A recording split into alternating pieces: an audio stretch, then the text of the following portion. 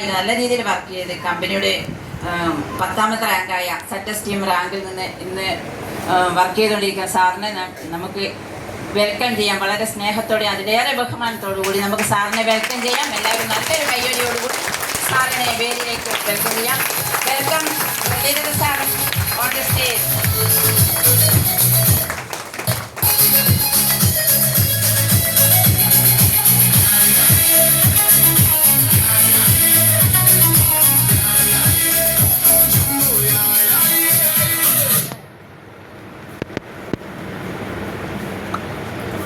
Good afternoon. ഞാൻ വളരെയധികം സന്തോഷിച്ചു. ഇന്നെങ്കിലും എനിക്കൊരു ഗുഡ് മോർണിംഗ് പറയാൻ പറ്റുമെന്ന് വിചാരിച്ചു. പക്ഷെ 12:05. സാധാരണ എല്ലായിടത്തും പോയിട്ടുണ്ടെങ്കിൽ എനിക്ക് എപ്പോഴും ഗുഡ് ഈവനിങ്ങും ഗുഡ് മോർണിംഗ് ഒക്കെ പറയാൻ സാധിക്കാറുള്ളൂ. പക്ഷെ ഞാനിന്ന് വിചാരിച്ചു ഇന്ന് എനിക്കിവിടെ മാറ്റി കുറിക്കാൻ പറ്റുന്നു. പക്ഷെ ഞാൻ ഇപ്പോൾ വാച്ച് നോക്കുന്ന സമയത്ത് ഗുഡ് ആഫ്റ്റർനൂൺ. അപ്പോൾ ഒരിക്കൽ കൂടി ഗുഡ് ആഫ്റ്റർനൂൺ. എന്നെ പരിചയപ്പെടുത്തി. എൻ്റെ പേര് മുരളീധരൻ. ഞാൻ തൃശ്ശൂർ തന്നെയാണ് താമസിക്കുന്നത്, ടൗണിൽ തന്നെയാണ് താമസിക്കുന്നത്. കഴിഞ്ഞ ഏകദേശം ഒരു 15 വർഷത്തോളമായിട്ട് ചെമ്മണ്ണൂർ ഉണ്ടായിരുന്നു. അതാണ് എൻ്റെ കറക്റ്റ്. ചെമ്മണ്ണൂർ ഗ്രൂപ്പിലുണ്ടായിരുന്നു. ഞാൻ അവിടുത്തെ തൃശ്ശൂർ ഷോപ്പിലത്തെ മാർക്കറ്റിംഗ് മാനേജറായിരുന്നു. കൊറോണയ്ക്ക് ശേഷം എൻ്റെ ജോലിയെല്ലാം മാറ്റി വെച്ചുകൊണ്ട് ഫുള്ളായിട്ട് ഈ ബിസിനസ് ചെയ്യുന്നു. ഇന്ന് വളരെയധികം സന്തോഷമുണ്ട് നിങ്ങളെയൊക്കെ കാണാനും കേൾക്കാനും നിങ്ങളോടൊക്കെ 2 വാക്ക് സംസാരിക്കാനും കഴിയുന്നതിലും അധികം സന്തോഷമുണ്ട്. കാരണം ഞാനിവിടെ വന്നപ്പോൾ ഞാൻ കാണാത്ത ഒരുപാട് മുഖങ്ങളുണ്ട്. സാധാരണ പലയിടത്തൊക്കെ ചെല്ലുന്ന സമയത്ത് ഞാൻ കണ്ടിട്ടുള്ള ആൾക്കാരുടെ തന്നെ വീണ്ടും വീണ്ടും വീണ്ടും നമ്മുടെ എക്സ്പീരിയൻസ് സംസാരിക്കാറാണ് പതിവ്.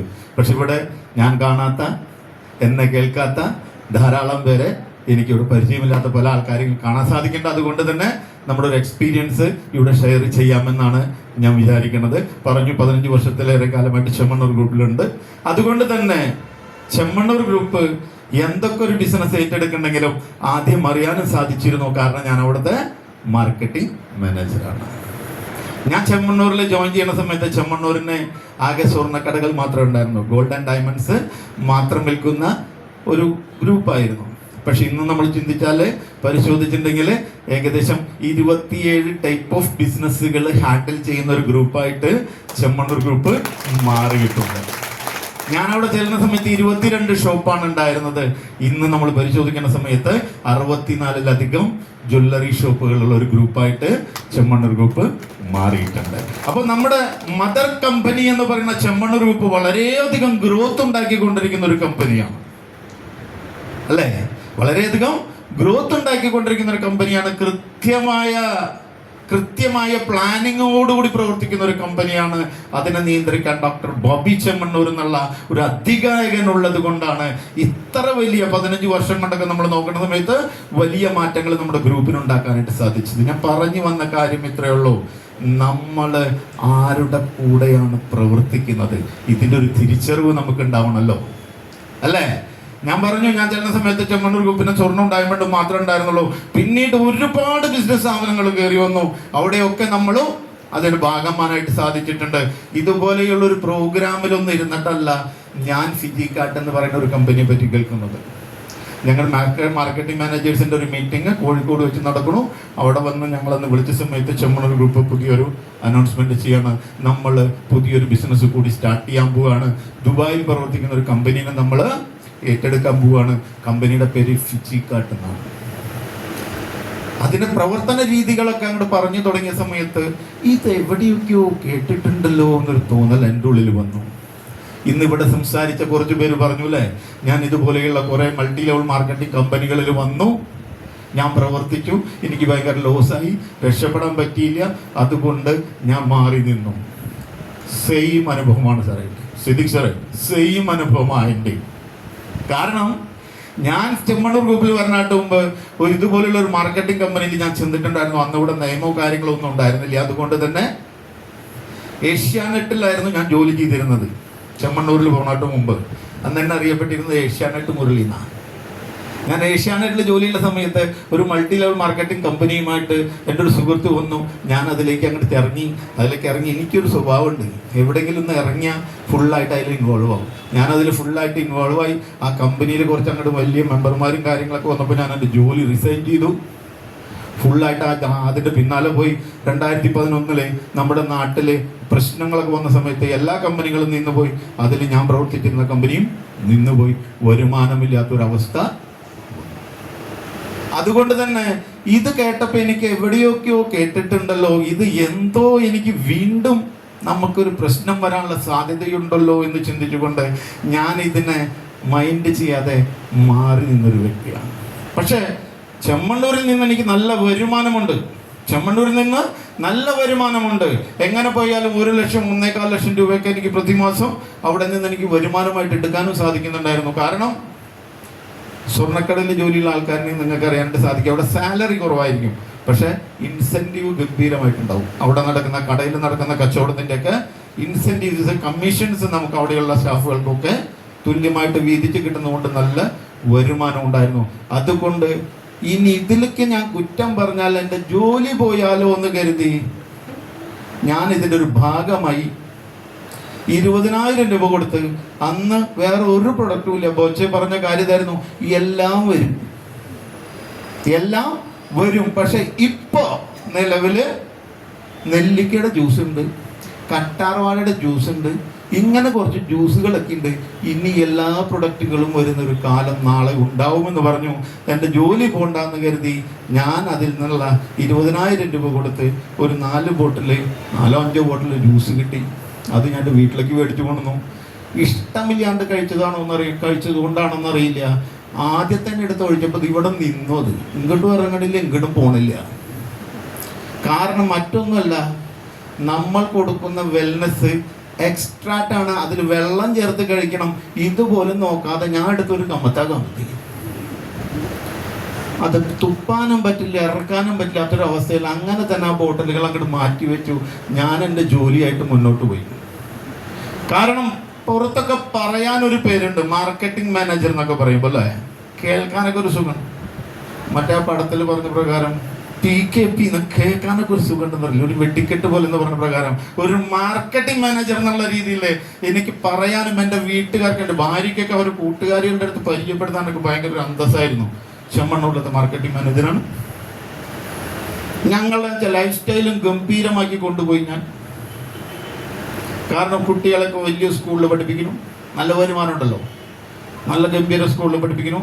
അതിൻ്റെതായ ഒരു 1.25 ലക്ഷം രൂപയൊക്കെ പ്രതിമാസം നമ്മുടെ നാട്ടിൽ വരുമാനം കിട്ടുന്നുണ്ടെങ്കിൽ നമ്മുടെ കൂടെ ഒരു വേറൊരു സാധനം കൂടി വരും അല്ലേ? എന്തത്? അഹങ്കാരം. അതന്നെ, അതിന് കയ്യും കാലും വെച്ചോനായിരുന്നു ഞാൻ. അഹങ്കാരത്തിൻ്റെ പര്യായം എന്ന് പറഞ്ഞാൽ മുരളീധരനായിരുന്നു. കാരണം എൻ്റെ വിദ്യാഭ്യാസം അനുസരിച്ച് എൻ്റെ നാട്ടിൽ എനിക്ക് 1 ലക്ഷം 2.5 ലക്ഷം രൂപയൊക്കെ മാസം മേടിച്ച മാസങ്ങളുണ്ട്. ഈ ഓഗസ്റ്റ് മാസമൊക്കെ വരുമ്പോൾ, കല്യാണ സീസണൊക്കെ വരുമ്പോൾ, അപ്പോൾ ഇത്തിരി അഹങ്കാരമൊക്കെ ആവാമല്ലേ? 2 ലക്ഷം രൂപ 1 ലക്ഷം രൂപയൊക്കെ വരുമാനം കിട്ടുമ്പോൾ ഇത്തിരി അഹങ്കരിക്കാമല്ലോ. ഞാനതിൻ്റെ മൂർധന്യാവസ്ഥയിൽ ഞാൻ അഹങ്കരിച്ച് നടക്കായിരുന്നു. അങ്ങനെ നടക്കുന്ന സമയത്ത് നമ്മുടെ നാട്ടിലുള്ള സകല അഹങ്കാരവും തീർക്കാനായിട്ട് 2019 ഒരു പിറവി എടുത്തു അല്ലേ? എന്തായിരുന്നു? കൊറോണ. 2019 വന്നെങ്കിലും 19 നമ്മൾ ബാധിച്ചില്ല.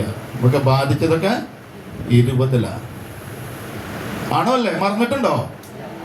മറക്കരുത്. മറന്നതുപോലെ പിറവികൾ വീണ്ടും വരും. നമ്മുടെ അഹങ്കാരമൊക്കെ ശമിപ്പിച്ച ഒരു പിറവിയായിരുന്നു ഞാനും. ആദ്യത്തെ ദിവസം നമ്മുടെ പ്രധാനമന്ത്രി പറഞ്ഞു, ബായോർ ബഹനോ, ആരും ഒരു ദിവസം വീട്ടിൽ നിന്ന് പുറത്തിറങ്ങരുതെന്ന് പറഞ്ഞപ്പോൾ സന്തോഷം കൊണ്ട് എനിക്ക് ഇരിക്കാൻ വയ്യ. നമ്മളൊക്കെ സന്തോഷിച്ചില്ല. ഒരു ദിവസമൊക്കെ ഇരിക്കാന്ന് പറയുമ്പോൾ ഭയങ്കര സുഖമല്ലേ? നമ്മൾ ഹർത്താലുകളൊക്കെ ആഘോഷമാക്കുന്ന ആൾക്കാരാണ് നമ്മളല്ലേ, പ്രത്യേകിച്ച് മലയാളികൾ.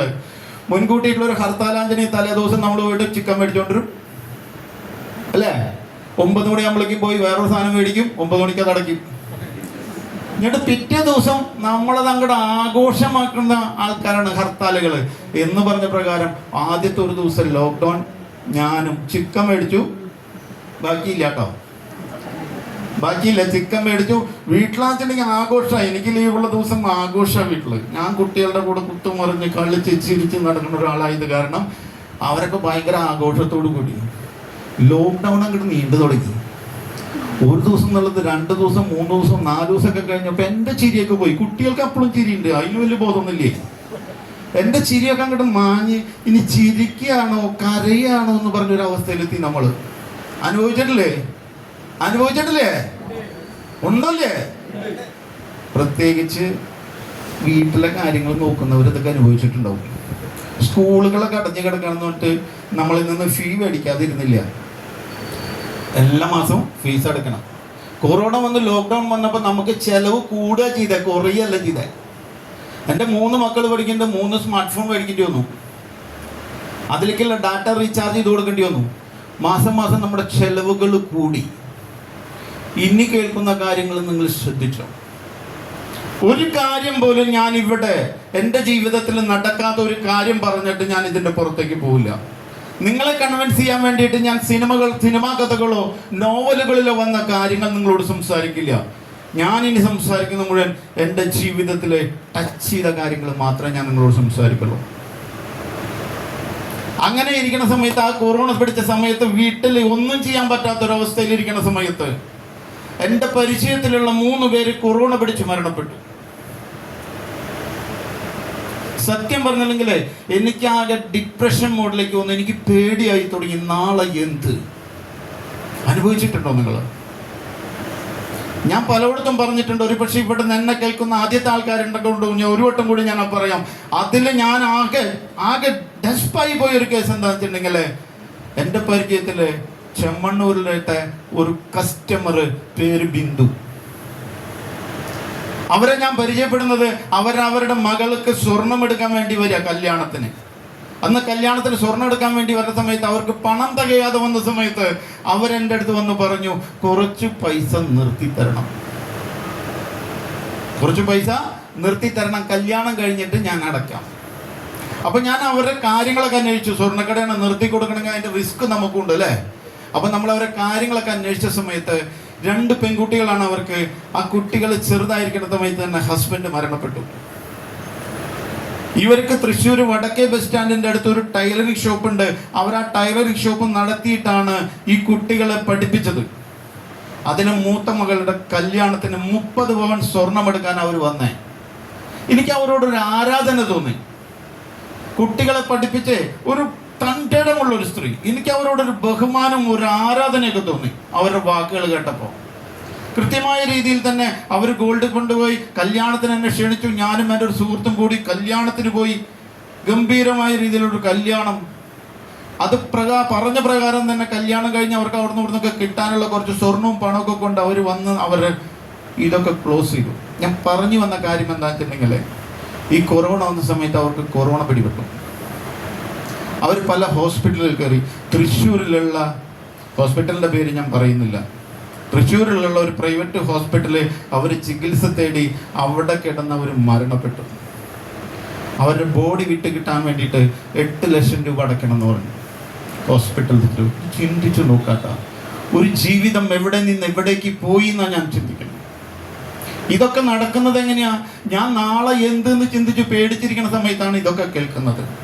ലാസ്റ്റ് നാട്ടുകാരും അവിടുത്തെ സംഘടനകളൊക്കെ ചേർന്ന് 8 ലക്ഷം എന്നുള്ളത് എത്ര അങ്ങോട്ട് കുറവിലേക്കാക്കി അവർ ബോഡി വിട്ട് കെട്ടി അവർ മരണപ്പെട്ടു. ആ രാത്രി മറക്കാൻ പറ്റൂല. ആ രാത്രി എൻ്റെ ജീവിതത്തിൽ എനിക്ക് കിടന്നിട്ട് ഉറക്കം വരുന്നില്ല. നാളെ എനിക്കെന്തെങ്കിലും സംഭവിച്ചാൽ, ചെമ്മണ്ണൂരിൽ നിന്ന് കിട്ടുന്നത് കൊണ്ടൊക്കെ ഞാൻ ലാവിഷ് ലൈഫാ ചെയ്തുകൊണ്ടിരിക്കണേ. അടിച്ചു പൊളിച്ച് ജീവിച്ചുകൊണ്ടിരിക്കുക. 2 ലക്ഷം കിട്ടിയാൽ ഞാൻ 2 ലക്ഷത്തി 10,000 ചെലവാക്കുന്ന ഒരു സ്വഭാവക്കാരനും. രാത്രി 1 മണി 2 മണി കണ്ണ് തുറന്നാൽ പിന്നെ ഉറങ്ങാൻ സാധിക്കില്ല. പിന്നെ ഞാൻ നേരെ ചെന്ന് കുട്ടികൾ കിടക്കുന്ന റൂമിൽ പോയിട്ട് ലൈറ്റ് ഇട്ടിട്ട് മക്കളെ നോക്കുക, തിരിച്ചു വരിക, ഭാര്യനെ നോക്കുക. ഉള്ളിലൊരു ആദി കയറി, എനിക്കെന്തെങ്കിലും സംഭവിച്ചാൽ എൻ്റെ മക്കൾക്ക് ഇങ്ങനെ കിടന്നുറങ്ങാൻ സാധിക്കുമോ? എൻ്റെ ഭാര്യയ്ക്ക് ഇങ്ങനെ കിടന്നുറങ്ങാൻ സാധിക്കുമോ? അതോ 5 മണിയാകുമ്പോൾ, വൈകുന്നേരം 5 മണിയാകുമ്പോൾ ഒരു വാർത്താ സമ്മേളനം ഉണ്ട്. അതിൽ ക്രിക്കറ്റിൻ്റെ അല്ലെങ്കിൽ ഫുട്ബോളിൻ്റെ കമൻട്രി പറയണ പോലെയാണ് പറഞ്ഞിരുന്നേ. ഇന്ന് ഇത്ര പേര് ICUലായി, ഇത്ര പേര് മരണപ്പെട്ടു, ഇത്ര ആൾ ക്വാറന്റൈനിലാണ്. ഇതൊക്കെ കേൾക്കുമ്പോൾ നമുക്ക് ആദ്യമായി എന്ത് ചെയ്യും? ഒന്നും ചെയ്യാനില്ലാത്തൊരവസ്ഥ. എനിക്ക് ഭ്രാന്ത് പിടിക്കുമെന്ന് പറഞ്ഞൊരവസ്ഥയിൽ TV-യിൽ ഒരു പ്രോഗ്രാമില്ല, പുസ്തകങ്ങളില്ല, ഒന്നുമില്ലാത്തൊരവസ്ഥയിൽ ഞാൻ ആകെ ആശ്രയിച്ചിരുന്നത് യൂട്യൂബിനെയാണ്. ആ യൂട്യൂബിൽ എനിക്ക് ഭ്രാന്ത് പിടിക്കാതിരിക്കാൻ സ്വയം ഞാൻ മോട്ടിവേറ്റ് ആവാൻ വേണ്ടിയിട്ട് യൂട്യൂബിൽ ഇങ്ങനെ മോട്ടിവേഷൻ വീഡിയോകൾ കണ്ടുകൊണ്ടിരിക്കും. അല്ലെങ്കിൽ എനിക്ക് തോന്നി ഞാൻ കൈവിട്ട് പോവാണെന്നൊരു തോന്നൽ വന്നു. ആ സമയത്ത് ഇത്തരം കാര്യങ്ങൾ കേൾക്കുന്ന സമയത്ത് വാരൻ ബഫറ്റിന്റെ ഒരു കോട്ട് കയ്യിൽ കാണാൻ പറ്റി. അത് ഇത്രയാണ്: നിങ്ങളുടെ കയ്യിൽ 10 മുട്ടയുണ്ടെങ്കിൽ ആ 10 മുട്ട 10 ബാസ്ക്കറ്റിൽ വെക്കുക. നിങ്ങളുടെ കയ്യിൽ 10 മുട്ടയുണ്ടെങ്കിൽ അത് 10 ബാസ്ക്കറ്റിൽ വെക്കുക. 1 or 2 വീണുടഞ്ഞാലും ബാക്കി നമുക്ക് സംരക്ഷിക്കാം. എന്താ മനസ്സിലായേ? ഇന്ന് തന്നെ വീട്ടിൽ പോവുക, ഫ്രിഡ്ജ് തുറക്കുക, അതിലുള്ള മുട്ട എടുത്തിട്ട് 10 പാത്രത്തിൽ വെക്കുക. ഇതാണോ മനസ്സിലായേ? അങ്ങനെ മനസ്സിലാക്കിയോ? അതല്ല പറഞ്ഞത്. നിങ്ങൾ ഒരു വരുമാനത്തെ മാത്രം ആശ്രയിക്കരുത്. നിങ്ങളുടെ വരുമാനം പല ദിക്കിൽ നിന്നായി വരണം. ഒന്നിലെ എന്തെങ്കിലും സംഭവിച്ചാലും നമ്മുടെ വരുമാനം നിൽക്കരുത്. അതാണ് അതിൽ പറഞ്ഞത്. അന്ന് ഞാൻ ആലോചിച്ചു, എന്തെങ്കിലും ഇനി നമുക്ക് കണ്ടെത്തിയേ മതിയാവും. കാരണം കുറച്ച് നാള് മുമ്പ് വരെ നിപ്പ എന്ന് നമ്മൾ കേട്ടിട്ടുണ്ടായിരുന്നോ? ഈ അടുത്ത കാലത്തല്ലേ നിപ്പ എന്ന് നമ്മൾ കേട്ടേ? ആണോ അല്ലേ? എൻ്റെ ജീവിതത്തിൽ ഈ അടുത്ത കാലത്താണ് നിപ്പ എന്ന് നമ്മൾ കേട്ടത്. പണ്ട് കാരണവന്മാർ പറയാറുണ്ട് 57 വെള്ളപ്പൊക്കം എന്നൊക്കെ. നമ്മളൊന്നും കണ്ടിട്ടില്ല. പക്ഷെ നമ്മൾ കണ്ടു ഈ അടുത്ത കാലത്ത് വെള്ളപ്പൊക്കവും മണ്ണിടിച്ചിലും ഉരുൾപൊട്ടലും ഒക്കെ നമ്മൾ കണ്ടു, അനുഭവിച്ചോ? കൊറോണ എന്ന് പറയുന്ന ഒരു സാധനത്തെ പറ്റി നമ്മൾ ഇത്രയും കാലം കേട്ടിട്ടുണ്ടോ? 10 സെക്കൻഡ് ഒരു സോപ്പ് കുമിളകളിൽ ജീവിക്കാൻ പറ്റാത്ത സാധനം നമ്മളെയൊക്കെ 4 ചുമരിൻ്റെ ഉള്ളിൽ ഇരുത്തിയോ? 10 സെക്കൻഡ് ഒരു സോപ്പ് കുമിളകളിൽ ജീവിക്കാൻ പറ്റാത്ത ആ സാധനം നമ്മളെ ലോകം മുഴുവൻ 4 ചുവരിനുള്ളിലേക്ക് ഒതുക്കി. അപ്പൊ ഒരു കാര്യം മനസ്സിലായി, ഇനിയും ഇതുപോലെയുള്ള സാധനങ്ങളൊക്കെ വരാൻ കിടക്കുന്നുണ്ട്. ഇതൊക്കെ ഒരു സാമ്പിളാ. അന്നും നമുക്ക് ഈ അവസ്ഥ വരാൻ പാടില്ല, നമ്മുടെ വരുമാനം നിൽക്കാൻ പാടില്ല. അതുകൊണ്ട് എന്തെങ്കിലും ഒരു അഡീഷണൽ വരുമാനം കിട്ടിയേ പറ്റൂ എന്ന് ചിന്തിച്ചുകൊണ്ടിരിക്കുന്ന സമയത്താണ് ഞങ്ങളുടെ തൃശ്ശൂർ മണപ്പുറത്തിന്റെ ഒരു പരസ്യമുണ്ട്. മണപ്പുറത്തിന്റെ ഒരു പരസ്യം കേട്ടിട്ടുണ്ടോ? എന്താണ്? വീട്ടിൽ സ്വർണം വെച്ചിട്ട് എന്തിനാ, നാട്ടിൽ തേടി നടക്കൂലേ. അപ്പോഴാണ്, ആ സമയത്താണ് സത്യം പറഞ്ഞിട്ടുണ്ടെങ്കിൽ, ആ സമയത്ത് നമ്മുടെ ഫിജി കാർട്ടിന്റെ ഓൺലൈൻ മീറ്റിങ്ങുകൾ സ്റ്റാർട്ട് ചെയ്തു, സൂം എന്ന് പറയുന്നത്. അത് നമ്മളിങ്ങനെ സെർച്ച് ചെയ്തുകൊണ്ടിരിക്കുമ്പോൾ അത് കണ്ടു. അപ്പം ഞാൻ വിചാരിച്ചു, ഇങ്ങനൊരു സാധനം ഉണ്ടല്ലോ, ഇതെന്താണെന്ന് നോക്കാം. അതിൽ കയറി അതിനെപ്പറ്റി ഒന്ന് കൃത്യമായിട്ട് പഠിക്കാൻ തയ്യാറായി. പിന്നെ അതായിരുന്നു ചിന്ത, ഇതൊന്ന് നോക്കിയാലോ. അന്ന് അങ്ങനെ അതുമെന്ന് പിടിച്ചൊരു പിടുത്തം. എൻ്റെ വീട്ടിലിരുന്നു കൊണ്ട് ഞാനത് സുഹൃത്തുക്കൾക്കും ബന്ധുക്കൾക്കൊക്കെ അയച്ചു കൊടുത്തു. ബന്ധുക്കളിൽ നിന്നൊക്കെ എനിക്ക് ഒരുപാട് കുറ്റങ്ങൾ കിട്ടി. ഏതൊക്കെ സുഹൃത്തുക്കളൊക്കെ അതിൽ കയറി വന്നു. അങ്ങനെ 1-2 പേര് വന്ന് ഒരു ദിവസം 1000 രൂപ വരുമാനം വന്നു. പിന്നെ അത് 2000 പിന്നെ അത് കൂടി വന്നു തുടങ്ങി. അപ്പം എനിക്ക് ഉഷാറായി. വീട്ടിൽ നിന്ന് എന്തായാലും പുറത്തിറങ്ങാൻ പറ്റില്ല. പുറത്തിറങ്ങിയ പോലീസുകാർ ചൂരിലും പിടിച്ച് നിൽക്കുക, അടിയോട്ടടിയാ. അപ്പൊ എന്തായാലും ഒന്നും ചെയ്യാനില്ല. അപ്പൊ പിന്നെ ഫുൾ ടൈം സൂമിന്റെ അവിടെ ഇരുന്നു. അങ്ങനെ ഇരുന്ന് സമ്പൂർണ്ണ ലോക്ക്ഡൌൺ സമയത്ത് ലക്ഷങ്ങളും കോടികളും ഇൻവെസ്റ്റ് ചെയ്തിട്ടുള്ള ബിസിനസ്സുകാർ നാളെ എന്ത് ചെയ്യുമെന്ന് ചിന്തിച്ചുകൊണ്ടിരിക്കുന്ന സമയത്ത് ഞാൻ എൻ്റെ വീട്ടില് ബെഡ്റൂമിലിരുന്നു കൊണ്ട് ഒരു ദിവസം മേടിച്ചത് കമ്പനിയുടെ സീലിംഗ് ആയിട്ടുള്ള 30,000 രൂപയാണ്. പല ആൾക്കാരും കൈയടിച്ചില്ല, കിട്ടിയത് എനിക്കാണല്ലോ. ഞാൻ മേടിച്ചാൽ നിങ്ങളെന്തിനാ കൈയടിക്കണമെന്നല്ലേ ചിന്തിക്കണം. സമ്പൂർണ്ണ ലോക്ക്ഡൗൺ സമയത്താണ് ലക്ഷങ്ങളും കോടികളും ഇൻവെസ്റ്റ് ചെയ്തവൻ തലയിൽ കൈ വെച്ചിരുന്ന നാളെ എന്ത് എന്ന് ചിന്തിച്ചിരിക്കുന്ന സമയത്ത് 1 രൂപ ഇൻവെസ്റ്റ് ചെയ്യാതെ ഇതിനൊന്ന് പഠിക്കാൻ തയ്യാറായി, അത് പഠിച്ച് അതിന് കൂടെ ഒന്ന് നിൽക്കാൻ തയ്യാറായതിന് ഒരു ദിവസം വന്നത് 30,000 രൂപയാണ്. അന്ന് ഞാൻ ചെയ്തൊരു പ്രവൃത്തി എന്താണെന്നറിയോ? ഈ 30,000 വന്ന ഉടനെ എൻ്റെ വീട്ടിലൊക്കെ ഒന്ന് പരതി, എൻ്റെ വീട്ടിലൊക്കെ ഒന്ന് പരതി. ഞാൻ ആ പഴയ കുപ്പികളൊക്കെ തപ്പിയെടുത്ത് അതിൻ്റെ ഉള്ളിലത്തെ വെള്ളമൊക്കെ കളഞ്ഞ് ബെസ്റ്റായിട്ടൊന്ന് കഴുകി. ഇപ്പം എൻ്റെ വീട്ടിൽ ഷോക്കേസിൽ 4 ബോട്ടിലിരിക്കുന്നുണ്ട്. എന്താ ബോട്ടില്? നമ്മുടെ കമ്പനിയുടെ വെൽനസ് ഞാൻ അന്ന് മേടിച്ച ആ ബോട്ടില്. ആ ബോട്ടിലേക്ക് നോക്കണ സമയത്ത് എല്ലാ ദിവസവും ഞാൻ മൊബൈലിൽ നോക്കിക്കഴിഞ്ഞാൽ ആ ബോട്ടിലേക്കാണ് നോക്കുക. ഓരോ ദിവസം 12 മണി കഴിയുന്ന സമയത്ത് 12 കൂടി മൊബൈലിൽ ഒരു മെസ്സേജ് വരും അല്ലേ? ആ മെസ്സേജ് പറഞ്ഞത് എന്താ? ഇന്നത്തെ വരുമാനത്തെ പറ്റി. ഇത് നോക്കിക്കഴിഞ്ഞാൽ ഞാൻ പതുക്കെ ആ ബോട്ടിലേക്ക് നോക്കും. അവനാണ് ഈ കൊണ്ടുവന്ന് തന്നുകൊണ്ടിരിക്കേണ്ടത്. ചിന്തയ്ക്ക് അങ്ങനെ എന്തെങ്കിലും ഒരു സാധനം നമ്മുടെ കയ്യിലുണ്ടോ? ഞാൻ ഇവിടുന്ന് നോക്കുമ്പോ എൻ്റെ മുമ്പിൽ 3 ടൈപ്പ് ആൾക്കാരല്ല. ഒന്ന്, ആദ്യമായിട്ട് ഈ ബിസിനസ് അവസരം ആരുടെയൊക്കെയോ നിർബന്ധപ്രകാരം കേൾക്കാൻ വന്നിട്ടുള്ളത്.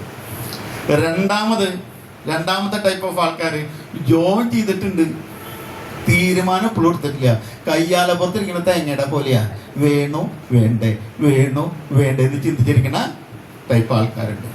മൂന്നാമത്തെ ടൈപ്പ് ആൾക്കാരുണ്ട്, ഇതാണ് എൻ്റെ ലൈഫ് എന്ന് ചിന്തിച്ചുകൊണ്ട് എല്ലാം മാറ്റി വെച്ചുകൊണ്ട് നിൽക്കുന്ന ആൾക്കാർ. ഇത് 3 ടൈപ്പ് ആൾക്കാരോടും പറയാനുള്ളത് എനിക്കിതല്ലോ. ഇതൊരു അവസര മനസ്സിലാക്കണം. ഇന്നലകളിൽ കിട്ടാത്ത പല കാര്യങ്ങളും നമ്മൾ ഇന്ന് ഉപയോഗിക്കുന്നുണ്ടുള്ള കാര്യം നമ്മൾ മറക്കരുത്, അല്ലേ? അപ്പൊ അതുകൊണ്ട് ഇത് നമ്മൾ ചെന്ന് ഒരാളുടെ അടുത്ത് പറയുമ്പോൾ, അല്ലെങ്കിൽ ഇത് നമ്മൾ കേൾക്കുമ്പോൾ, ഇതൊക്കെ നടപടിയാവൂ എന്ന് അന്തം വിട്ടിരിക്കേണ്ട കാര്യം ഇല്ല. ഇന്ന് നമ്മൾ ഉപയോഗിക്കുന്ന സൗഭാഗ്യങ്ങളൊക്കെ തന്നെ ഇന്നലകളിൽ നടക്കില്ല എന്ന് പറഞ്ഞ കാര്യങ്ങളാണ്.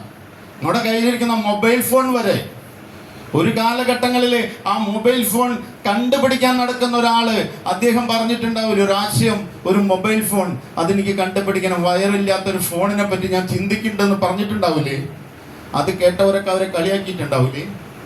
ആ കളിയാക്കൽ കേട്ടിട്ട് അദ്ദേഹം അത് വേണ്ട എന്ന് വിചാരിച്ചിരുന്നുവെങ്കിൽ ഈ സൗഭാഗ്യം നമുക്ക് കിട്ടുമായിരുന്നു. അപ്പൊ ഇന്ന് നമ്മൾ അനുഭവിക്കുന്ന എല്ലാ കാര്യങ്ങളും, ഇന്ന് നമ്മൾ അനുഭവിക്കുന്ന എല്ലാ സുഖ സൗകര്യങ്ങളും ഇന്നലകളിൽ കളിയാക്കപ്പെട്ട പ്രവർത്തനങ്ങളാണ്. മനസ്സിലാവുന്നുണ്ടോ? എൻ്റെ ഭാഷയ്ക്ക് എന്തെങ്കിലും പ്രശ്നം തോന്നുന്നുണ്ടോ? തൃശ്ശൂരായതുകൊണ്ടാണ് എടുത്ത് ചോദിക്കണേട്ടോ, തൃശ്ശൂരായതുകൊണ്ടാണ് ചോദിക്കണത്. കാരണം ഈ തൃശ്ശൂർക്കാർക്ക് ഒരു പ്രശ്നമുണ്ട്. തുടക്കത്തിലൊക്കെ ഞങ്ങൾ അവകാശം പറഞ്ഞു കൊടുക്കും. കാരണം ഞാൻ പറയും നിങ്ങൾക്കറിയില്ല, അതുകൊണ്ട് ഞാൻ മാക്സിമം സ്ലോയിൽ പറയാൻ ശ്രമിക്കാം. കുറച്ച് കഴിയുമ്പോൾ ഞങ്ങളുടെ കൺട്രോൾ അങ്ങോട്ട് പോകും. പിന്നെ ഞങ്ങൾ പക്ക തൃശ്ശൂർക്കാരനായിട്ട് അങ്ങോട്ട് മാറും. അല്ല, അങ്ങടെ നമ്മൾ കട്ടറോട്ടിയുടെ ഓട്ടോറിക്ഷ പോണ പോലെ ഒരു ഒറ്റ പോക്ക. അതുകൊണ്ടാണ് നിങ്ങൾക്ക് മനസ്സിലാവാത്ത കാര്യങ്ങളുണ്ടെങ്കിൽ പറയണം. ഞാൻ നേരത്തെ പറഞ്ഞല്ലോ, എന്നുള്ളിൽ എൻ്റെ ജീവിതവുമായി ബന്ധപ്പെട്ടിട്ടില്ലാത്ത ഒരു കാര്യം ഞാൻ നിങ്ങളുടെ അടുത്ത് പറയില്ല. കുറ്റപ്പെടുത്തലുകൾ ഉണ്ടാവാം, അറിവില്ലാത്തവർ ധാരാളം പുറത്തുണ്ട്, അത് അവരുടെ കുറ്റമല്ല, അവർ അപ്ഡേറ്റ് ചെയ്യാത്തതിൻ്റെ പ്രശ്നമാണ്. നമ്മുടെ കയ്യിലിരിക്കുന്ന മൊബൈൽ ഫോണുകൾ 3 മാസം കൂടുമ്പോൾ അതിലൊരു അപ്ഡേഷൻ വരാറുണ്ട്, അല്ലേ? 2-3 മാസം കൂടുമ്പോൾ ഒരു അപ്ഡേഷൻ വരാറില്ലേ? നമ്മളത് ചെയ്യാറുണ്ടോ? അത് ചെയ്താലേ പുതിയ കാര്യങ്ങൾ നമുക്ക് കിട്ടുള്ളൂ എന്നുള്ള കാര്യം കൊണ്ട് 10,000 രൂപ വിലയുള്ള മൊബൈൽ ഫോൺ നമ്മൾ 3 മാസം കൂടുമ്പോൾ അപ്ഡേറ്റ് ചെയ്യുന്നുണ്ട്. നമ്മളുടെ അറിവുകളെ നമ്മൾ അപ്ഡേറ്റ് ചെയ്തിട്ട് എത്ര വർഷമായി? പോയിന്റ് അല്ലേ അത്? ഒന്ന് ചിന്തിച്ചു നോക്ക്. 10,000 രൂപ വിലയുള്ള മൊബൈൽ ഫോൺ നമ്മൾ 3 മാസം കൂടുമ്പോൾ അപ്ഡേറ്റ് ചെയ്യുന്നുണ്ട്. അപ്പൊ നമ്മുടെ അറിവുകളെ നമ്മൾ അപ്ഡേറ്റ് ചെയ്തിട്ട് എത്ര വർഷമായി? ഇപ്പോഴും നമ്മൾ നിൽക്കുന്നത് 2000-ലും 1980-ലാണ്. പല ആൾക്കാരും ചിന്താഗതികൾ മാറണം, മാറി ചിന്തിക്കണം. നമുക്കൊക്കെ ഒരുപാട് മാറ്റം വന്നിട്ടുണ്ടെന്നേ. ചില ആൾക്കാർ പറയും എനിക്കൊന്നൊരു മാറ്റമില്ല എന്ന്. വെറുതെ പറയുന്നതാണ്. നമ്മുടെ വസ്ത്രരീതികൾ മാറിയിട്ടില്ലേ? മാറിയിട്ടുണ്ടോ? നമ്മുടെ വസ്ത്രരീതികൾ മാറിയിട്ടുണ്ടോ? നമ്മൾ ഉപയോഗിക്കുന്ന ഫുട്വെയറുകൾ മാറിയിട്ടുണ്ടോ? ചെരുപ്പുകളുടെ ഫാഷൻ വരെ മാറിയിട്ടില്ലേ? കഴിക്കുന്ന ഭക്ഷണ രീതികൾ മാറിയിട്ടുണ്ടോ? എന്തിന് മുറ്റത്ത് വളർത്തുന്ന ചെടികൾ വരെ മാറിയിട്ടില്ലേ? പണ്ട് കാലത്തുള്ള ചെടികളാണോ ഇപ്പോൾ വളർത്തണേ? പക്ഷെ നമ്മൾ അറിവുകളിൽ മാത്രം നമ്മൾ മാറ്റം വരുത്താൻ തയ്യാറാവുന്നില്ല. ഇനിയുള്ള കാലഘട്ടത്തിൽ നമ്മുടെ അറിവുകളെ മാറ്റി കാലഘട്ടത്തിനനുസരിച്ച് സഞ്ചരിച്ചാൽ മാത്രമേ നമുക്ക് വിജയിക്കാനായിട്ട് സാധിക്കുള്ളൂ. ഇതൊരു അവസരമാണ്, ഇതൊരു കടയില്ലാത്ത കച്ചവടമാണ്. പല ആൾക്കാരും ഇൻവെസ്റ്റ് ചെയ്യുന്ന കച്ചവടം നമ്മൾ ഇൻവെസ്റ്റ് ചെയ്യാതെ കച്ചവടം നടത്തുന്നു. ഇത്രയേ ഉള്ളൂ. ഒരു ഉദാഹരണം വേണമെങ്കിൽ ഞാൻ നിങ്ങളുടെ അടുത്ത് പറയാം. സമയം കൂടുന്നുണ്ടോ? സമയം കൂടുന്നെങ്കിൽ അപ്പോൾ ക്ലോസ് ചെയ്യട്ടോ. ആരെങ്കിലും ഒന്ന് കൈ വന്നിച്ചാൽ മതിയെ, അപ്പോൾ ക്ലോസ് ചെയ്യും. ഒരു ഉദാഹരണം ഞാൻ നിങ്ങളുടെ അടുത്ത് പറയാൻ ആഗ്രഹിക്കുകയാണ്. ഇന്ന് ഇന്ത്യയിലെ പല സംസ്ഥാനങ്ങളിലെ, പല ജില്ലകളിലെ, പല ഗ്രാമങ്ങളിലെ ജനങ്ങൾ രാവിലെ പല്ല് തേച്ചപ്പോഴും, കുളിച്ചപ്പോഴും, ചായ കുടിച്ചപ്പോഴും, അവൻ്റെ ടോയ്ലറ്റ് വൃത്തിയാക്കിയപ്പോഴും, അവൻ ലഞ്ച് കഴിച്ചപ്പോഴും റിലയൻസിന്റെ ഓണറായ മുകേഷ് അംബാനിക്ക് പണം കിട്ടിയിട്ടുണ്ടാവില്ലേ? ചോദ്യം മനസ്സിലായോ? ഇന്ത്യയിൽ പല സംസ്ഥാനങ്ങളിലെ, പല ജില്ലകളിലെ, പല ഗ്രാമങ്ങളിലെ അവിടെയുള്ള ജനങ്ങൾ രാവിലെ പല്ല് തേച്ചപ്പോഴും, കുളിച്ചപ്പോഴും, അവന്റെ ടോയ്ലറ്റ് വൃത്തിയാക്കിയപ്പോഴും, തുണി അലക്കിയപ്പോഴും ഭക്ഷണം കഴിച്ചപ്പോഴും ചായ കുടിച്ചപ്പോഴും റിലയൻസിന്റെ ഓണറായിട്ടുള്ള മുകേഷ് അംബാനിക്ക് ലാഭം കിട്ടിയിട്ടുണ്ടാവും, ഉണ്ടാവില്ലേ? ഉണ്ടാവും. അവ അതിനു വേണ്ടി എന്ത് ചെയ്തു? ആയിരക്കണക്കിന് ഔട്ട്ലെറ്റുകൾ ഇട്ടു അല്ലേ? ആയിരക്കണക്കിന് റിലയൻസ് ഫ്രഷ് എന്നൊക്കെ പറയുന്ന ഔട്ട്ലെറ്റുകൾ ഇട്ടു, ലക്ഷക്കണക്കിന് ജോലിക്കാരെ വെച്ചു, കോടിക്കണക്കിന് രൂപ ഇൻവെസ്റ്റ് ചെയ്തു. ഇനി തൃശ്ശൂർ കിടക്കുന്ന ഈ മുരളിയിലേക്കൊന്ന് പറയാം. ഇന്ന് കേരളത്തിൽ, ഇന്ത്യൻ്റെ വിട്ടോ, ഇന്ത്യക്കും ഇന്ത്യക്ക് പുറത്തൊക്കെ ഉണ്ട്, അതൊക്കെ വിട്ടോ. കേരളത്തിൽ ഇന്ന് പല ജില്ലകളിലും പല ഗ്രാമങ്ങളിലും പല ആൾക്കാരും പല്ല് തേച്ചപ്പോഴും കുളിച്ചപ്പോഴും ചായ കുടിച്ചപ്പോഴും അവൻ്റെ വീട്ടിലെ ടോയ്ലറ്റ് വൃത്തിയാക്കിയപ്പോഴും അവൻ ലഞ്ച് കഴിച്ചപ്പോഴും എൻ്റെ പോക്കറ്റിലേക്കും പണം വന്നിട്ടുണ്ട്. ഉണ്ടല്ലേ? ഇവിടെ ഇരിക്കുന്ന ഏകദേശം 100-ലധികം വ്യക്തികൾ ഇവിടെ ഇരിക്കുന്നുണ്ട്. ഇവിടെ ഇരിക്കുന്ന പല ആൾക്കാരും രാവിലെ പല്ല് തേച്ചപ്പോഴും കുളിച്ചപ്പോഴും എനിക്ക് പണം കിട്ടിയിട്ടുണ്ട്. ഇതല്ലേ ഹീറോയിസം? ഇതല്ലേ ഹീറോയിസം? അതുകൊണ്ട് ഞാൻ എന്ത് ചെയ്തു? കുളിക്കാത്തവരും പല്ലേക്കാത്തവരും ഒന്നും ടീമിലെടുത്തില്ല. ഇതൊക്കെ എല്ലാവരും ചെയ്യൂല്ലോ. അപ്പൊ നമുക്ക് പണം കിട്ടും. ഈ പണം കിട്ടാൻ വേണ്ടി റിലയൻസുകാരൻ കോടികൾ ഇൻവെസ്റ്റ് ചെയ്ത സമയത്ത് ഈ പണം കിട്ടാൻ വേണ്ടി നമ്മുടെ കമ്പനീനെ വിശ്വസിച്ചു, ഈ കോൺസെപ്റ്റിനെ വിശ്വസിച്ചു. ഈ കാലഘട്ടത്തിൽ നിന്ന് ഒരു സ്റ്റെപ്പ് നമ്മൾ മുന്നോട്ട് വെക്കാൻ തയ്യാറായി. ഇതാണ് ഞാൻ പറഞ്ഞ അവസരം എപ്പോഴും കിട്ടില്ല, കിട്ടുന്ന അവസരത്തിൽ പിടിച്ച് കയറിക്കൊള്ളണം. ചൈനക്കാരൊരു പഴമൊഴിയുണ്ട്, ദൈവം ഒരു മനുഷ്യന് രക്ഷപ്പെടാൻ 5 അവസരങ്ങൾ കൊടുക്കുന്ന പറയാ. എത്ര? 5 അവസരങ്ങൾ കൊടുക്കും. ഞാനത് കരുതി ഇതെൻ്റെ 5ാമത്തെ അവസരമാണ്. നിങ്ങൾ ഓരോരുത്തരും ചിന്തിക്കുക, നിങ്ങളറിയാതെ 4 അവസരങ്ങൾ നിങ്ങളെ തട്ടിപ്പോയിട്ടുണ്ട്. ഇന്നിവിടെ കേൾക്കാൻ വന്നത് നിങ്ങളുടെ 5ാമത്തെ അവസരമാണ്. അതുകൊണ്ട് ഇന്ന് നിങ്ങളെ ഇവിടേക്ക് വിളിച്ച വ്യക്തിനെ, നിങ്ങൾ ഇത് കഴിയുന്ന സമയത്ത് ഒരു ജെന്റിൽമാൻ ഷൈക്കൻഡ് കൊടുത്ത് ഒന്ന് കെട്ടിപ്പിടിച്ച് ഞാനുമുണ്ട് കൂടെ എന്നൊന്ന് പറയണം. കെട്ടിപ്പിടിക്കുമ്പോൾ ശ്രദ്ധിക്കണം, പെണ്ണുങ്ങൾ ആണുങ്ങളെ. ഞാൻ പറഞ്ഞിട്ട് ഇവിടെ കുടുംബം കലകാൻ ഞാൻ തയ്യാറല്ല. ഒന്ന് ചേർത്ത് പിടിച്ചുകൊണ്ട് ഞാനുണ്ട് കൂടെ, എൻ്റെ സ്വപ്നങ്ങൾ പൂർത്തീകരിക്കാൻ നിങ്ങൾ എന്നെ സഹായിക്കണമെന്നൊന്ന് പറഞ്ഞ് കൂടെ നിൽക്ക്. അവർ നിൽക്കും. എന്നെ തള്ളി പറഞ്ഞ ഒരുപാട് പേരുണ്ട്. ഈ കഴിഞ്ഞ ദിവസം, ഇന്നലെ എൻ്റെ തലേ ദിവസം, ഇവിടെ എന്താ പറയാ, ഞാനെന്നാണോ പറയാം, ഞങ്ങളോട് അങ്ങനെ പറയാം, ദേശത്തൊക്കെ ചെന്നിട്ടേ ഞങ്ങളുടെ നാട്ടിലതൊക്കെ പറഞ്ഞ ചിലപോലെ തെറിയൂ. എനിക്ക് ഇവിടെ നിന്ന് തിരിച്ചു പോകാൻ വഴി പോലും അറിയില്ല. ഞാൻ ആദ്യമായിട്ടാണ് പേരാപ്പൂര് വരുന്നത്. അപ്പൊ ഇന്നലെയുടെ തലേ ദിവസം എന്താ പറയാ, ഞാൻ തന്നെയല്ലേ പറയാം, സമാധാനമായി. ഞാൻ എൻ്റെ ഒരു റിലേറ്റീവ്സ്, ഒരു അകന്ന റിലേറ്റീവാണ്, ആള് മരണപ്പെട്ടു. ഇന്നലെ ആയിരുന്നു അതിൻ്റെ അടക്കമൊക്കെ. അപ്പം എനിക്ക് ഇന്നലെ പോകാൻ പറ്റില്ല. അപ്പം എൻ്റെ ജ്യേഷ്ഠൻ്റെ വീടിൻ്റെ തൊട്ടന്നെയാണ്. അപ്പോൾ ഞാൻ അവിടെ പോയി. ഞാനും വൈഫും കൂടി വൈകുന്നേരം പോയി. ഞാൻ പറഞ്ഞു ഞാൻ നാളെ ഉണ്ടാവില്ല, അതുകൊണ്ട് ഇന്ന് വന്നതാണ്. അങ്ങനെ കാര്യങ്ങളൊക്കെ പറഞ്ഞു. ഞാൻ ഈ ബിസിനസ് ഏറ്റെടുക്കുമ്പോൾ എന്നെ ഏറ്റവും കൂടുതൽ എതിർത്തത്, ഏറ്റവും ശല്യമാരായിരുന്നു ചോദിച്ചാൽ എൻ്റെ സ്വന്തം ജ്യേഷ്ഠൻ്റെ ഭാര്യയായിരുന്നു. ഒരുപാട് എതിർപ്പായിരുന്നു. എന്നിൽ അത് നടക്കാണ്ടായപ്പോൾ എൻ്റെ ഭാര്യനെ കൂട്ടിപ്പിടിച്ച് തൊഴിലൊക്കെ ഇടാക്കിയിട്ടുണ്ട്. ഞാൻ ആ കഥയൊന്നും ഇപ്പോൾ പറയില്ല, അതൊക്കെ നീണ്ടുപോകും. അത്രമാത്രം എനിക്ക് സമാധാനം എന്ന് പറഞ്ഞ സാധനം തന്നിട്ടില്ല ഈ ബിസിനസ് ചെയ്യുന്നിടത്ത്. ഞാൻ വൈകുന്നേരം അവിടെ ചെന്നു. ഞാനൊരു വർക്ക് ഉണ്ടായിരുന്നു. വർക്ക് കഴിഞ്ഞിട്ട് ഞാൻ നേരെ വൈഫിൻ്റെ അടുത്തിട്ട് പോയി. അപ്പോൾ നമ്മൾ പോകുമ്പോഴും മരിച്ചു കൊടുത്താന്നുള്ള രീതിയിൽ നമ്മൾ മുഷിഞ്ഞ ഡ്രസ്സ് ഇട്ട് പോകണമെന്നില്ലല്ലോ. ഞാൻ വർക്ക് കഴിഞ്ഞ് വരണ വഴി അപ്പം നേരെ അങ്ങോട്ട് ചെന്നു. അപ്പം എന്നെ അങ്ങനെ കണ്ടപ്പോൾ നീ മരിച്ചോടത്തേക്ക് ഇങ്ങനെയാവുന്നതാണ് ചോദിച്ചു. ഞാൻ പറഞ്ഞു വീട്ടിൽ പോയിട്ടില്ല, നേരെ വരണ വഴിയാണ്. നേരെ വരണ വഴി ഒരു വല്ലാത്ത നോട്ടന്നേ. അപ്പോൾ മരിച്ചോടത്തേക്ക് പോകുമ്പോൾ നല്ല വസ്ത്രം ധരിക്കാൻ പാടില്ലെന്ന് വല്ല നയമുണ്ടാ? മരിച്ചു കിടക്കണതൊക്കെ കാണണ്ട? നമ്മളല്ലേ കാണുന്നുള്ളൂ. അത് മനസ്സിലാക്കിയാൽ പോരെ നമ്മൾ നമ്മുടെ ഡ്യൂട്ടിയിലാണെന്ന്. ഒരു കഷണ്ടിയുള്ള ഒരാൾ ഇന്റർവ്യൂ ചെയ്യുന്ന സമയത്ത് ചോദിച്ചു അദ്ദേഹത്തിനടുത്ത്, നിങ്ങൾക്ക് ഈ കഷണ്ടി കൊണ്ട് നിങ്ങൾക്ക് ഭയങ്കര എന്തെങ്കിലും പ്രശ്നം ഉണ്ടായിരിക്കും? ആൾ പറഞ്ഞു എനിക്കെന്ത് പ്രശ്നം, ഞാൻ കാലത്തും വൈകുന്നേരം മാത്രമേ കാണാറുള്ളൂ, ബാക്കിയൊക്കെ നാട്ടുകാരല്ലേ കാണണേ. ആള് കാലത്തും വൈകുന്നേരം മാത്രമേ കണ്ണാടി നോക്കുന്നുള്ളൂ, ആൾക്ക് എന്ത് പ്രശ്നം, കാണുന്നതൊക്കെ നാട്ടുകാരല്ലേ എന്ന് പറയാം. നമ്മൾ നമ്മുടെ ഡ്യൂട്ടി കഴിഞ്ഞിട്ടാണ് പോണേ. നമ്മളെ സംബന്ധിച്ചുള്ള 24 മണിക്കൂറും നമ്മൾ ഈ രീതിയിലാണ്. നമുക്ക് നമ്മുടെ ഡ്യൂട്ടിയാണ് ഫസ്റ്റ്. അവിടെ ചെന്ന് പറഞ്ഞു വന്ന കാര്യം ഇതാണ്. അവിടെ ഒന്ന് വിശേഷങ്ങളൊക്കെ പറഞ്ഞ എൻ്റെ ഇടയിൽ ആ നേരത്താണ് മകളുടെ ഒരു ഇത് പറഞ്ഞ ഹോസ്റ്റൽ ഫീ അടക്കേണ്ട കാര്യത്തെ പറ്റി. അവളൊരു പുതിയൊരു കോഴ്സ് പഠിക്കാൻ പോകാം. അപ്പം എന്നോട് പെട്ടെന്ന് തന്നെ എടുത്ത് ചോദിച്ചു, എന്ത് കോഴ്സാണ് പഠിക്കണേ? ഞാൻ പറഞ്ഞു ഒക്യുപേഷൻ തെറാപ്പി. എവിടെ? ട്രിച്ചിയിൽ. SR. അതൊക്കെ വലിയ കോളേജല്ലടാ. അതെ. എന്നിട്ട് നമ്മൾ ചെറിയ കോളേജിൽ പറഞ്ഞ വലിയ കോളേജാണ്. എത്ര ഫീ ചോദിച്ചു? 4.5 ലക്ഷം രൂപ ഇയർലി വേണം. 4.5 ലക്ഷം രൂപയാണ്. ഞാൻ പറഞ്ഞു അതെ വേണം. അപ്പൊ പറഞ്ഞു നിനക്കൊക്കെ പറ്റും. ഇപ്പൊ എങ്ങനെ പറയണേ? നിന്നെ കൊണ്ടൊക്കെ പറ്റും. പണ്ട് പറഞ്ഞത് എന്തായിരുന്നു അറിയോ? അഹങ്കാരാണ് നീ നിന്റെ ജോലി വിടണെന്നാ പറഞ്ഞേ. ഇപ്പൊ പറയാം നിന്നെ കൊണ്ടൊക്കെ പറ്റും. ഞാൻ പറഞ്ഞു പറ്റും, ഞാൻ കാശ് അടച്ചു കഴിഞ്ഞു. ഇനിയിപ്പോൾ ഹോസ്റ്റലിന്റെ മാത്രം അടയ്ക്കണം. ഹോസ്റ്റൽ ഫീ 190 അതിപ്പോൾ അടയ്ക്കണം. അപ്പോൾ ഞാനും ഒരു കയറ്റിയിട്ട് പറഞ്ഞു ഇതിപ്പോൾ അടയ്ക്കാൻ പോകണം. സംഭവം അടച്ചിട്ടില്ല, നാളെ അടയ്ക്കുള്ളൂ. അത് വേറെ വശം. ഇപ്പം അടയ്ക്കാൻ പോകണമെന്ന് പറഞ്ഞു. അപ്പം എന്നോട് പറഞ്ഞ ഒരു കാര്യം എന്നറിയോ? അധ്വാനിച്ചുണ്ടാക്കണവൻ അതിന്റെ വില അറിയുള്ളൂ. ഇവിടെ മനുഷ്യൻ ചെറുപ്പത്തിൽ കുടിച്ച മുലപ്പാൽ വരെ പുറത്തു വരുന്ന രീതിയിൽ ഓടി നടന്ന് ടീം ഉണ്ടാക്കണ കേരളത്തിലെ എല്ലായിടത്തും. എന്നിട്ട് അവർ കുടുംബത്തിൽ ഇരുന്നിട്ട് പറയുന്ന ഒരു കാര്യം എന്നറിയോ? അത് അധ്വാനിച്ചിട്ടൊക്കെ ഉണ്ടാക്കണ കാശാച്ച നീ ഇങ്ങനെ 4.5 ലക്ഷം എടുത്ത് കൊടുക്കില്ല എന്ന്. ഞാൻ പറഞ്ഞു നാട്ടുകാർക്കല്ല കൊടുത്തേ, എൻ്റെ മോൾക്കാ കൊടുത്തേ, അവരുടെ ഭാവിക്ക് വേണ്ടിയിട്ടാണ് ഞാൻ ഈ പണിയെടുക്കണേന്ന് പറഞ്ഞു.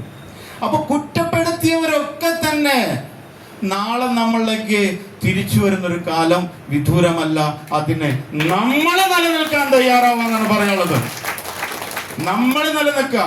ആദ്യമായി ഈ അവസരം കേൾക്കുന്നവരോടും ഞാൻ നേരത്തെ പറഞ്ഞ കയ്യാല പുറത്തിരിക്കുന്ന തേങ്ങ പോലെ ഇരിക്കുന്നവരോടും പറയാനുള്ള ഒരു വാക്ക് ഇതാണ്: നമ്മുടെ തീരുമാനം നമ്മളെടുക്കുക. അത് നാട്ടുകാർക്ക് വിട്ടുകൊടുക്കരുത്. ഒരു പക്ഷെ ഇത് നാട്ടുകാർക്ക് വിട്ടു കൊടുത്തിരുന്നുവെങ്കിൽ ഞാൻ ഇന്ന് നിങ്ങളുടെ മുമ്പിൽ സംസാരിക്കില്ല. 15 വർഷം മുമ്പ് ചെമ്മണ്ണൂർ ജോലി കിട്ടിയിട്ട് ആ സന്തോഷത്തില് ഞാൻ എൻ്റെ സുഹൃത്തുക്കളുടെ അടുത്ത് പറഞ്ഞ സമയത്ത് എല്ലാവരും പറഞ്ഞു അയാൾക്കോ ഭ്രാന്ത, നീ അവിടേക്കാണോ പോണേ, അത് പൂട്ടാൻ പോവുക എന്ന് 15 വർഷം മുമ്പ് പറഞ്ഞു. തൃശ്ശൂർ വടക്കേ ബസ് സ്റ്റാൻഡില് ഇന്ത്യൻ കോഫീസിന്റെ അടുത്തൊരു മരമുണ്ട്. അതിന്റെ അവിടെ ഇരുന്നിട്ട് എൻ്റെ ഒരു സുഹൃത്തുണ്ട്. അവ ഇപ്പോൾ ചെന്നാലും അവിടെ ഉണ്ടാവും. ആളെൻ്റെ അടുത്ത് പറഞ്ഞു ഞാൻ നാളെ പോവാന്ന് പറഞ്ഞപ്പോ ആ മരത്തിന്റെ അവിടെ ആ ബൈക്കും ഇരുന്നിട്ട് ഞങ്ങൾ സംസാരിക്കുമ്പോഴാണ് പറഞ്ഞത് ഞാൻ നാളെ മുതൽ ചെമ്മണ്ണൂർ ജോയിൻ ചെയ്യാൻ പോകും. നാളെ ചെല്ലാൻ പറഞ്ഞിട്ട് നാളെ ജോയിൻ ചെയ്യാം. നിനക്ക് വല്ല ഭ്രാന്തുണ്ടാ മുരളി, അത് കൂട്ടാൻ പോവാ, നീ വെറുതെ അതിൻ്റെ ഉള്ളിൽ ചെന്ന് ചാടണ്ടെന്ന് പറഞ്ഞു. അപ്പൊ എൻ്റെ ഉള്ളിലൊരു പേടി വന്നു. പിന്നെ ഞാൻ ചിന്തിച്ചു, ഈ പറഞ്ഞവനും ഇവിടെ പണി. നമ്മളുടെ അടുത്ത് ഒരാൾ ഉപദേശിക്കുന്നുണ്ടെങ്കിൽ അവൻ എന്താണ് ചെയ്യണമെന്ന് കൂടി നമ്മൾ നോക്കണ്ടേ. ഞാൻ ചിന്തിച്ച സമയത്ത് എന്നും അവൻ അവിടെ ഉണ്ടാവും. ആരെങ്കിലും പരിചയക്കാരെ കണ്ടിട്ടുണ്ടെങ്കിൽ അവൻ്റെ കൂടെ പോയിട്ട് ഒരു കാപ്പി കുടിച്ചിട്ട് കൂളായിട്ട് തിരിച്ചിറങ്ങിയവർ. ഇതാണ് അവൻ്റെ പണി. ഞാൻ കഴിഞ്ഞ ദിവസം അതിന് തൊട്ട് മുമ്പിലാണ് മംഗള ഹോട്ടല്. ആ മംഗള ഹോട്ടലിൽ ഒരു പ്രോഗ്രാം ഉണ്ടായിരുന്നു. ആ പ്രോഗ്രാം കഴിഞ്ഞ് വരുമ്പോൾ ഞാൻ വെറുതെ മരച്ചോട്ടിലേക്ക് നോക്കിയിട്ടുണ്ടല്ലോ, ആ ചങ്ങാതി ഒരു ബൈക്ക് മതി ഇങ്ങനെ ഇരിക്കുന്നുണ്ട്. അപ്പൊ ഞാൻ ചിന്തിച്ചു, അവന്റെ വാക്ക് ഞാൻ 15 വർഷം മുമ്പ് സംഭവിച്ചിട്ട് കേട്ടിരുന്നെങ്കിൽ ഞാൻ എവിടെ ഉണ്ടാവും? അതിന്റെ തൊട്ടപ്പുറത്ത് ബൈക്കുമ്പോൾ ഇങ്ങനെ ഇരിക്കുന്നുണ്ടാവും. നമ്മുടെ തീരുമാനം നമ്മൾ എടുക്കണോ. നമ്മുടെ സ്വപ്നം, എൻ്റെ സ്വപ്നം എൻ്റെ മാത്രമാണ്. എന്നെ സംബന്ധിച്ചിടത്തോളം നിങ്ങളോട് പറയാനുള്ള ഒരു കാര്യം എൻ്റെ ഒരു നഷ്ടത്തെ പറ്റിയാണ്. ഈ ബിസിനസ് 2018 കേട്ടിട്ട് അത് ചെയ്യാതെ നിന്നിട്ട് 2020, 2021 വരെ അത് ചെയ്യാതെ മാറ്റിവെച്ചത് കൊണ്ടുള്ള നഷ്ടം എന്താണെന്നറിയാവോ? എന്നോടൊപ്പം ഈ ബിസിനസ് കേട്ട് അന്ന് മുതൽ ബിസിനസ് ഫുള്ളായിട്ട് ഏറ്റെടുത്തൊരു വ്യക്തിയും ഞാനും തമ്മിലൊന്ന് താരതമ്യം ചെയ്ത് നോക്കി. എൻ്റെ അപ്ലൈനും ഞാനും തമ്മിലൊന്ന് താരതമ്യം ചെയ്ത് നോക്കിയ സമയത്ത് എൻ്റെ നഷ്ടം എന്ന് പറഞ്ഞാൽ ഞാനിന്ന് ഉപയോഗിക്കുന്നത് ഏകദേശം ഒരു 14 ലക്ഷം രൂപയോളം വിലയുള്ള ഒരു കാറാണ്. അദ്ദേഹം ഉപയോഗിക്കുന്നത് 125 ലക്ഷം രൂപ വിലയുള്ള കാറാണ്. 3 വർഷത്തെ നഷ്ടമാണ് ഞാൻ ഈ പറയണത്. അദ്ദേഹം ഇന്ന് ഉപയോഗിക്കുന്ന 1.25 കോടി രൂപയുടെ കാറ്, ഞാൻ ഉപയോഗിക്കുന്ന ഏകദേശം 14 ലക്ഷം രൂപയുടെ കാറ്.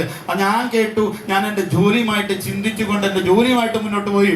അദ്ദേഹം അന്നു മുതൽ അത് ഏറ്റെടുത്ത് പ്രവർത്തിച്ചു. ഞാൻ ഇന്ന് ഈ ബിസിനസ്സിൽ കൂടെ സമ്പാദിച്ചത് ഏകദേശം 90 ലക്ഷം രൂപയാണ്. അന്ന് മുതൽ ഏറ്റെടുത്ത വ്യക്തി സമ്പാദിച്ചത് 16 കോടി രൂപയാണ്. 90 ലക്ഷം 16 കോടിയും തമ്മിലുള്ള വ്യത്യാസം എത്രയെന്ന് നോക്ക്. അതാണ് ഞാൻ ഇതിനെപ്പറ്റി പഠിക്കാനെടുത്ത സമയത്തിന്റെ വില. അതുകൊണ്ട് സുഹൃത്തുക്കളെ, ഒരു നിമിഷം പാഴാക്കരുത്. കിട്ടിയ അവസരം പിടിച്ചു നിന്നോളണം. നിങ്ങൾക്ക് എന്തെങ്കിലും ആഗ്രഹങ്ങൾ, സ്വപ്നങ്ങൾ, പണമില്ല എന്നുള്ള കാരണം കൊണ്ട് നിങ്ങൾ കുഴിച്ചു മൂടിയിട്ടുണ്ടെങ്കിൽ ഇന്ന് ഈ ദിവസം ആദ്യം ചെയ്യേണ്ട പ്രവൃത്തി ആ കുഴി മാന്തി നിങ്ങളുടെ സ്വപ്നങ്ങൾ എടുത്ത് പുറത്തേക്ക് വെക്ക്. എന്നിട്ട് നിങ്ങളുടെ കൂടെ വന്ന വ്യക്തികളെ, നിങ്ങൾ ഇവിടേക്ക് കൊണ്ടുവന്ന വ്യക്തികളോട് പറയാം, എൻ്റെ സ്വപ്നം ഇതാണ്, എനിക്കിത് പൂർത്തീകരിക്കണം, അതിനുള്ള സഹായം നിങ്ങളുടെ ഭാഗത്ത് വേണം.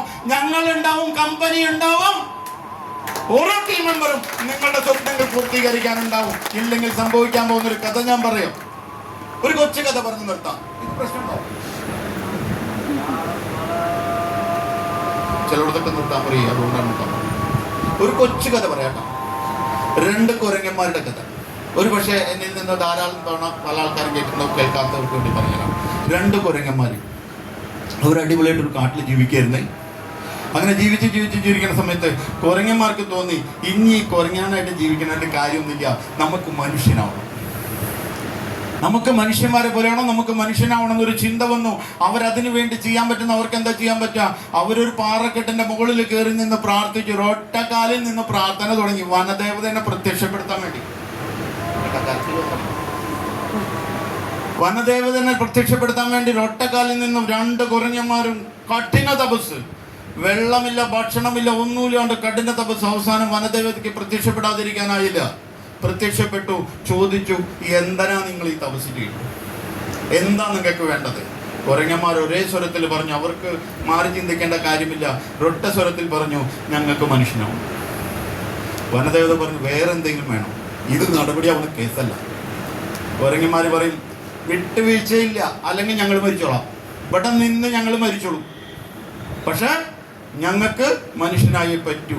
നിവർത്തികേടുകൊണ്ട് വനദേവത അവർക്ക് വരം കൊടുക്കും. അവരോട് പറയും, ശരി, ഞാൻ മനുഷ്യനാക്കാം, 10 സെക്കൻഡ് സമയം നിങ്ങൾക്ക് തരും. ഈ 10 സെക്കൻഡിനുള്ളിൽ ആ പാറക്കെട്ടിന്റെ താഴത്ത് കൂടെ ഒരു നദി ഒഴുകുന്നുണ്ട്. നിങ്ങൾ എടുത്ത് ചാടുക, അടിത്തട്ടിൽ പോവുക, നേരെ പൊന്തി വരിക.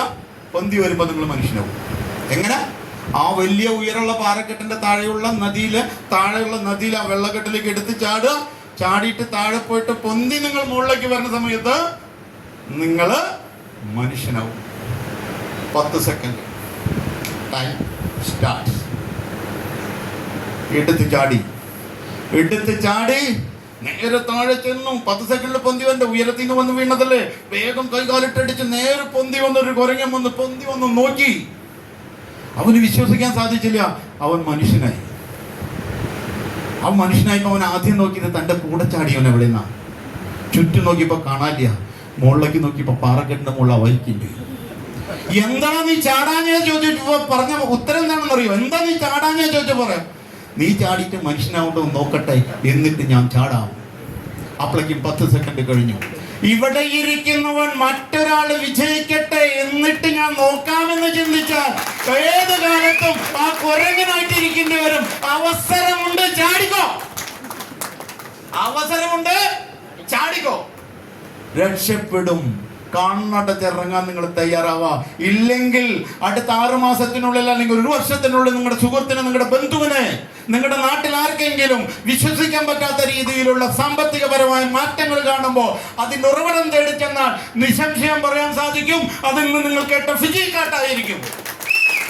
അന്നൊരു പക്ഷേ നിങ്ങളുടെ ഉള്ളിൽ തോന്നാൻ പാടില്ല, ഇത് തന്നെയല്ലേ ഞാൻ 6 മാസം മുമ്പ് കേട്ടത്, ഇത് തന്നെയല്ലേ ഞാൻ 1 വർഷം മുമ്പ് കേട്ടത്. ഒരു പക്ഷേ അന്ന് ഞാനിത് പഠിച്ചിരുന്നുവെങ്കിൽ, കൃത്യമായ രീതിയിൽ അവരിത് പറഞ്ഞു തന്നിരുന്നെങ്കിൽ ഞാനും എൻ്റെ കുടുംബവും രക്ഷപ്പെട്ടേനെ എന്ന് നിങ്ങൾക്ക് തോന്നിയാൽ അതിന്ന് ഈ പ്രോഗ്രാം നടത്തിയവരുടെ പരാജയപ്പെടാൻ ഞങ്ങൾ തയ്യാറല്ല. അതുകൊണ്ട് എന്തെങ്കിലും സംശയങ്ങൾ നിങ്ങൾക്ക് ഉണ്ടെങ്കിൽ ഈ ഹോള് വിട്ടു പോകുന്നതിന് മുമ്പ് അത് ക്ലിയർ ചെയ്യാം. എന്ത് സംശയത്തിനും മറുപടിയുണ്ട്. നിങ്ങളുടെ ഓരോ സംശയങ്ങളും തീർത്തിട്ട് ഞാനും ഈ ഹോള് വിട്ടു പോകുന്നുള്ളൂ എന്ന് പറഞ്ഞുകൊണ്ട് തൽക്കാലം നിർത്തുന്നു. Thank you very much.